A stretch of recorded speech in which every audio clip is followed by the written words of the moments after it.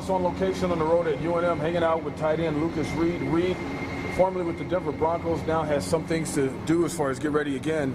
Talk about that experience when you were with Denver. It was an excellent experience. I did have a lot of fun, but it was tougher than you'd think. You go in there and you got to learn a whole dictionary of different plays and calls, and especially with Peyton, he likes to call a lot of different plays at the line and audible. So you got to be ready for that, and if you don't hear it, you're not going to be in there. What is that? What was that whole thing like, man? I mean, because you watch Peyton Manning on Sundays, and then now you're in the huddle. You know, so. That was pretty surreal for me to be in there with him and during the huddle and see him at practice. And I had a lot of good experiences over there, and it was fun seeing all those guys. They're all great guys. Okay. Now, as far as the experience there, what was the most surprising thing? You being a tight end, and you've been in football for a long time. Your brother's an NFL player. So what was the most surprising thing for you? Just the learning curve, really. The offense was a lot different compared to UNM and all the different styles we've had here over the years. But it was definitely the learning curve was the more difficult thing to do. And being in the playbook 4 hours a night, 3 hours a night, that was definitely difficult for me. But I kept up with the game, and everything was good until the first day of camp. Talk about that. I mean, your hammy goes out, but you kind of had a feeling. Huh? Yeah, in OTAs I had the same feeling where it was going to tear, and I ran through it and it got healthy, and I didn't have any problems with it after that. And we had another month of OTAs left. But first day coming back, I felt a little soreness, and I didn't really think much of it. And I kind of had the thought in the back of my head until the last couple plays of walkthrough, and just wasn't stretched out. That's pretty much it. And so it was your right or left? It was my right. It was my right. Okay. And it could have been either one, really, depending on where I planted, because I planted with my right, and it tore my right. And they're both pretty iffy. I gotta strengthen them and get them better for next time. So walk us through this. So what happened? So you run, you feel something funny, and then you stop them right away, or did they come to you and say, "Hey, are you all right?" Or what? Oh. I caught a ball off a 14-yard out, and then it wasn't the cut on the out that messed me up. It was the cut upfield after I caught the ball to get that little extra, effort at the end of the play. And right when I planned to go upfield, it kind of just cut out. So that was pretty much it. And it was a pop, and I knew I'd torn it right at that time. And I finished the practice limping and everything, but it was just a walkthrough, so I mean, it wasn't really extremely bad. I just was trying a little too hard at that one point in time. Wow, that has to be annoying. I mean, were you disappointed? Of course you were disappointed, but how did you formulate this in your head as far as deciding, like, hey, this is just reality, I'll move on? Well, at the time I tore my hamstring, I was pretty optimistic, and I was thinking that it's only a small tweak because I can still walk on it. And I remember 2012 when I did tear them, and I couldn't even get up. Like, I fell over when I tore them, and I didn't think this was going to be a major thing or really change anything. But it's a tough business, and when they need somebody, they need them, and they don't have any extra room for injured players. Talk about that part of it. Isn't that crazy? I mean, like, because we were talking to Lamar Thomas, he was saying that they had somebody tight in there the next day. Yeah. It was just like, it was just made you think, like, man, this is crazy. Yeah, it's a crazy business, and they did have another tight end there the next day. He had to wake up at 6 a.m. and catch a flight that morning, and he was in full pads, going from being at home, sitting on like in your couch in your pajamas or whatever, into full pads the next day, and it was crazy. I feel bad for him because he has not experienced any of the plays. He has not learned anything. And I had all of OTAs and minicamp and all that stuff to catch up. But he's got a long ways to go. And, yeah, they just don't have any extra room for injured players unless they have a lot invested in you. But it's easy to cut a free agent because, they don't have much money right now invested in them. So.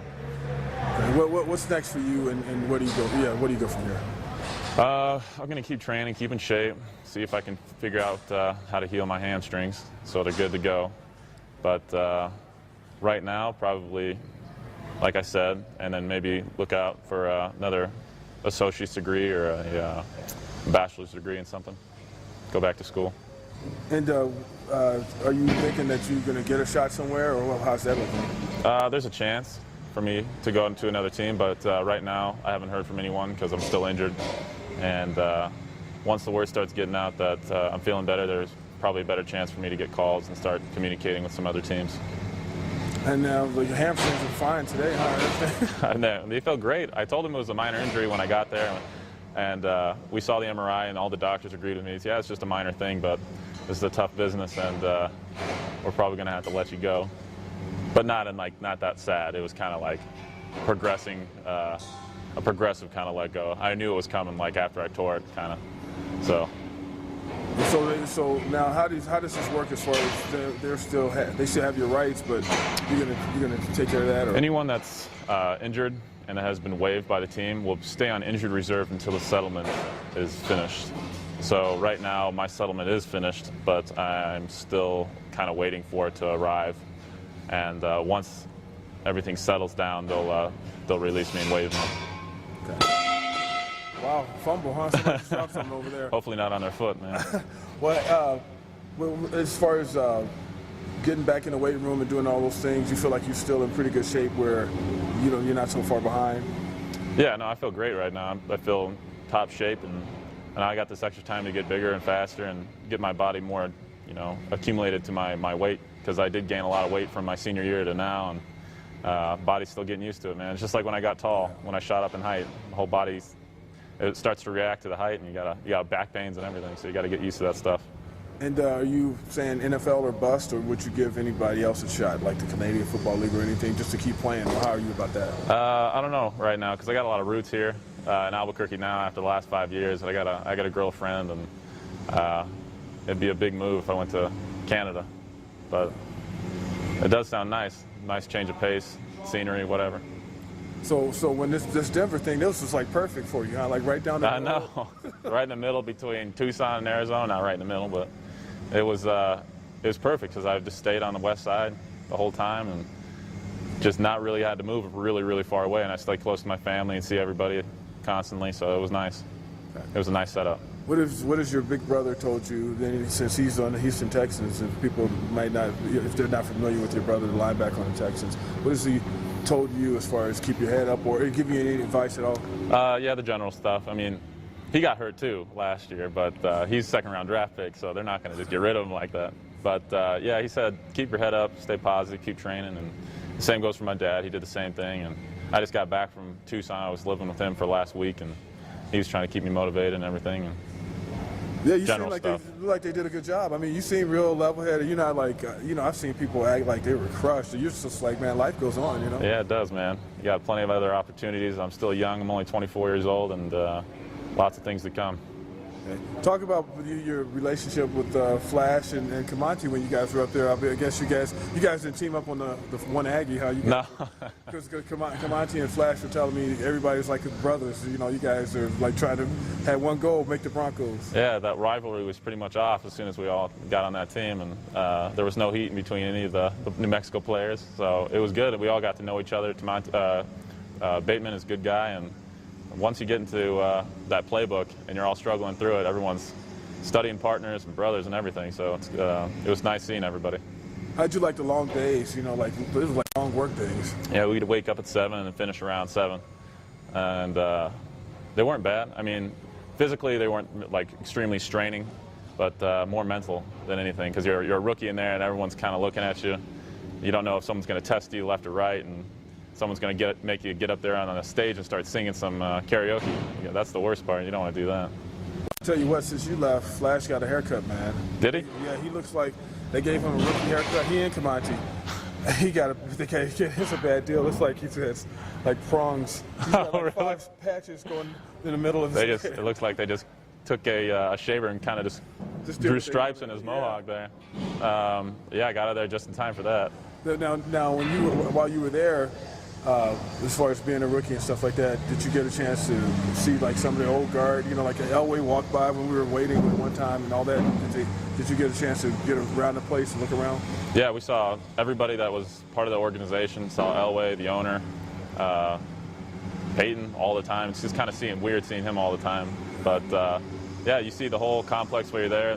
I never actually got to go down to the stadium. I drove past it a couple times, but That was the only thing I really didn't see in Denver was the stadium. Never walked in there or anything like that. You would have liked it because they had the scrimmage and they had 45,000 people there. I mean, when the fans, they were at the camp. You can believe that, huh? Because how they had the camp, huh? They had about 6,000 a day just waiting in there, just waiting for signatures. Everyone's yelling. They have a sheet full of names and numbers, so if they see your number on the sideline and your backs are up against them, so they're looking at you and they're like, number 82, they go down their sheet, oh, that's Reed, and they just start yelling at your name. It's like, Reed, come over here, and you can't. You just kind of ignore them and talk to them later after practice. What was that like? I mean, because they have like a fanatical, I guess you could compare it to how the Pitt fans are here. Oh, yeah. Everyone's crazy up there. It's one of the biggest fan bases in the NFL. And it's just crazy to see what fans will do just to come see you practice. I mean, practice isn't fun all the time, but these people skip out of work. They take days off. These are their vacation days, and they're there watching practice just to see Peyton and see all the rest of the team. Is this a never say never? Could you end up back on the Broncos one day, you think? It's a possibility, but it's probably lower than me going to the Texans, or something like that, All right. Lucas Reed in the sports office. Until next time, we'll see you later. Bob Thomas behind camera. Don't want to leave him out. See you next time.